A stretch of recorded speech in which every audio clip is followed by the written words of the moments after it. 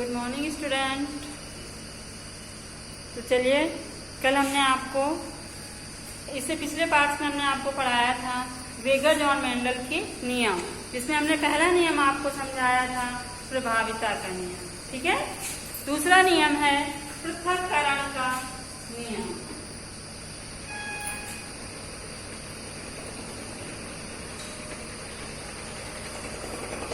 पृथक्करण का नियम, लॉ ऑफ सेपरेशन।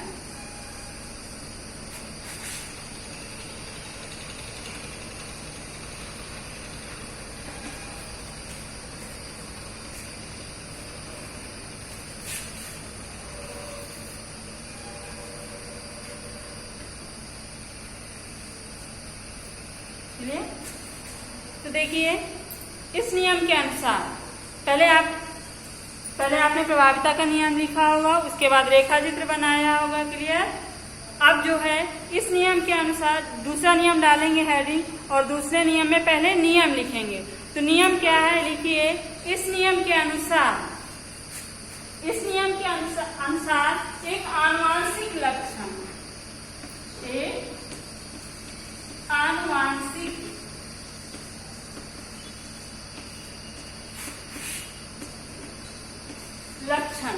एक आनुवांशिक लक्षण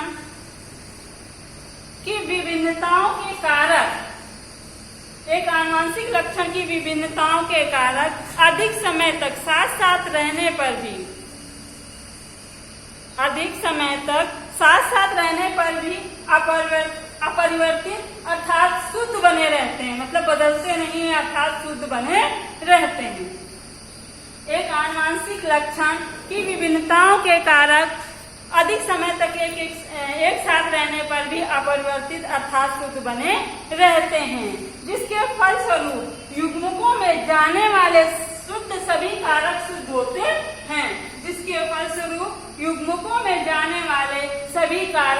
होते हैं। इसीलिए इसे युग्मकों की शुद्धता का नियम कहते हैं। क्लियर। फिर से सुन लीजिए एक बार। कहते हैं कि एक आनुवांशिक लक्षण की विभिन्नताओं के कारक अधिक समय तक साथ साथ रहने पर भी अपरिवर्तित अर्थात शुद्ध बने रहते हैं, जिसके फलस्वरूप युग्मकों के जाने वाले सभी कारक शुद्ध होते हैं। इसीलिए इसे युग्मकों की शुद्धता का नियम भी कहते हैं। ठीक। इसके बाद नीचे चार्ट बनाएंगे या इसको एग्जाम्पल से दिखाएंगे। कैसे? जैसे एक शुद्ध लाल पुष्प वाले नियम लिखने के बाद ये बनाएंगे शुद्ध लाल पुष्प वाले पौधे का क्रॉस। ये क्या है? शुद्ध लाल। और ये क्या है? शुद्ध सफेद। ये दोनों हैं क्या? जनक, यानी कि पेरेंट्स। क्या है ये? जनक। ठीक है। इनका क्रॉस। तो पहले इनके युग्मज बनाएंगे, कल हमने आपको बताया था। सेम वही करेंगे।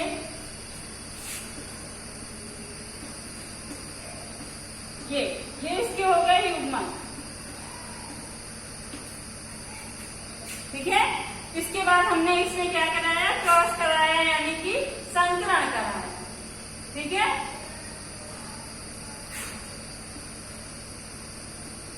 संकरण कल की तरह ही होगा जैसे कल हमने कराया था। जब संकरण कराया तो सभी लाल रंग के पौधे मिले थे हमें। लाल पुष्प वाले पौधे मिले थे। ठीक है। ये हमारी F1 जनरेशन हो गई, प्रथम पीढ़ी हो गई। ठीक है। लेकिन F2 पीढ़ी में देखिए इन युग्मक का हम दोबारा क्रॉस कराते हैं। कैसे? जैसे ये सारे एक जैसे मिले थे, कल हमने आपको बताया था क्रॉस करके कि चारों गैमेट्स एक जैसे थे। तो चारों गैमेट्स में हमने 2 ले लिए। ये देखिए, ले लिए। ये क्या है? ये लाल है, शुद्ध लाल नहीं है, केवल लाल है, क्योंकि ये मिक्स है। तो ये कैसे है? लाल। ये क्या है? लाल। यही तो मिले थे, चारों गैमेट्स यही मिले थे हमें। इसके बाद हम इनके बीच में क्रॉस कराते हैं। जब देखिए क्रॉस कराते हैं, ये पहले युग्मज बना लीजिए, सॉरी।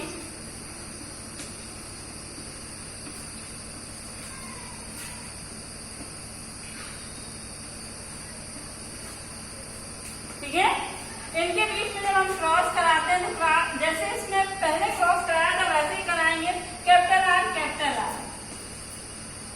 फिर दोबारा कराएंगे कैपिटल आर स्मॉल आर, फिर ऐसे कराएंगे कैपिटल आर स्मॉल आर, ऐसे कराएंगे स्मॉल आर स्मॉल आर। ठीक है, ये हमारी क्या है, F2 जनरेशन है। कौन सी जनरेशन है, F2 पीढ़ी है। आया समझ में, ये F2 पीढ़ी है। तो इसमें देखिए ये पौधे कैसे हैं, आर कैपिटल आर लगा यानी कि प्रभावी जुड़ा हुआ है, तो ये सारे लाल पौधे हैं, लाल पुष्प वाले पौधे हैं, राइट। और ये क्या है, सफेद पुष्प वाला पौधा है। आगे बात समझ में, ठीक है। ये क्या है, सफेद पुष्प वाला पौधा है। तो ये क्रॉस समझ में आया, संकरण समझ में आया कि नहीं आया, ठीक है। अब इस पे ध्यान दीजिए, इसके नीचे ध्यान दीजिए, जैसे ये लिखा है capital R, capital R, capital R small R, capital R small R, small R small R, ये लिखा हुआ है। तो ये जो लक्षण है, देखिए capital R capital R capital are, ये 3 जगह है। तो ये क्या होगा हमारे 3, और ये 1 है 1।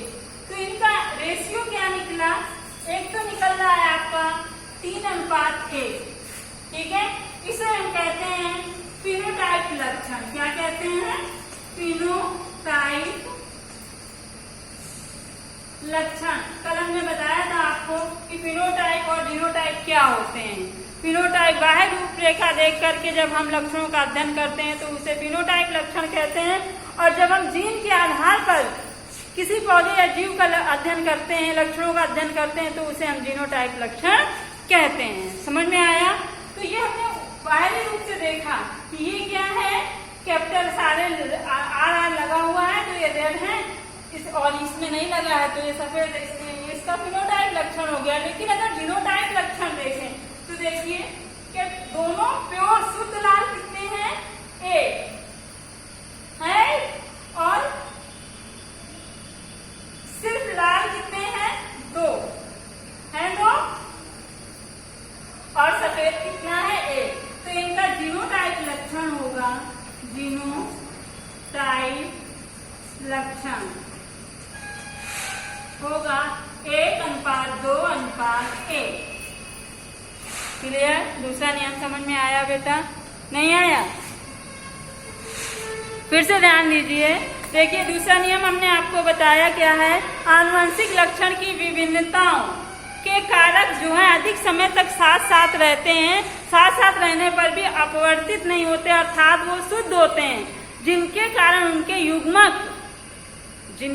उनके युग्मक भी शुद्ध बने रहते हैं। इसीलिए इसे युग्मकों की शुद्धता का नियम भी कहते हैं, इसे हम पृथक्करण का नियम भी कहते हैं, और इसी को हम एक संकरण क्रॉस के नाम से भी जानते हैं। क्लियर, समझ में आया, ठीक है।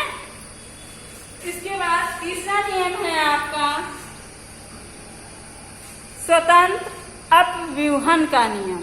क्या है, स्वतंत्र अपव्यूहन का नियम।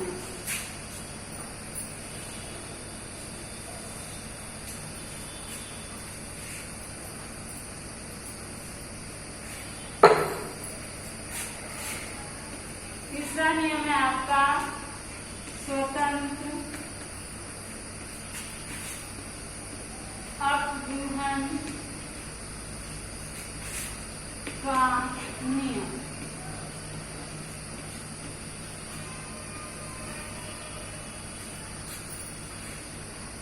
इसको एक दूसरे नाम से जानते हैं, द्विसंकरण क्रॉस, डाइहाइड्राइड क्रॉस। ठीक है। तो द्विसंकरण क्रॉस हमने कल आपको समझाया था कि एक संकरण क्रॉस होता है जब हम एक विपरीत जोड़े वाले लक्षणों को ध्यान में रख करके क्रॉस कराते हैं तो उसे एक संकरण क्रॉस कहते हैं, और जब हम दो विपरीत लक्षणों वाले जोड़े को ध्यान में रख करके क्रॉस कराते हैं तो हम उसे द्विसंकरण क्रॉस कहते हैं। ठीक है।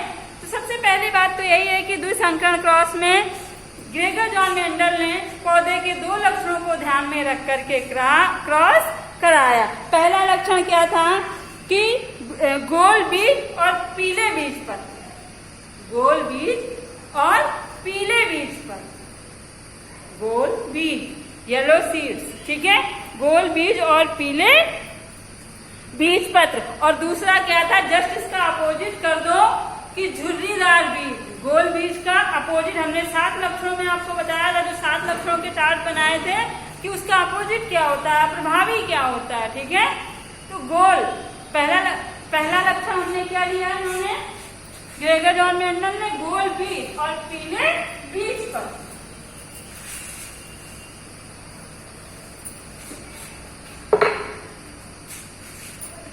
गोल बीज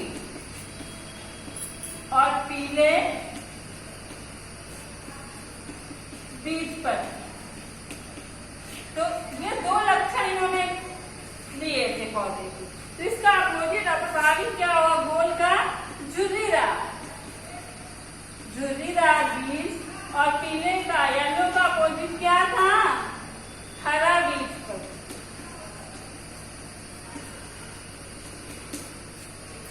ठीक है। इन दो लक्षणों को ध्यान में रख करके क्रॉस कराया। तो आप नियम लिखिए। पहले नियम था ग्रेगर जॉन मेंडल ने जब गोल बीज तथा हरे बीज पत्र पे, गोल बीज तथा पीले बीज पत्र तथा इसका अप्रभावित झुर्रीदार बीज और हरा बीज पत्र के बीच में क्रॉस कराया, संकरण कराया। ठीक है। तो F1 पीढ़ी में केवल गोल बीज और पीले बीज पत्र वाले ही पौधे उत्पन्न हुए। F1 पीढ़ी में केवल गोल बीज और पीले बीज पत्र वाले ही पौधे उत्पन्न हुए। ठीक है। ये नियम है इसका। इसके बाद इसके आगे चार्ट बनेगा जिसे हम चेकर बोर्ड कहते हैं। जो चेकर बोर्ड है वो आपका कल बनेगा, चेकर बोर्ड। ठीक है, कल बनेगा और इसके आगे का टॉपिक भी कल ही रहेगा। बेटा एक बात और बता दें कि जो भी गंगा प्रसाद इंटर कॉलेज के स्टूडेंट हैं क्लास 12th के, तो वो हमारी व्हाट्सएप पर जो भी प्रॉब्लम हो उसे कमेंट करें और मैसेज करें ताकि हम उन्हें कुछ बता सकें जो प्रॉब्लम हो। ठीक है।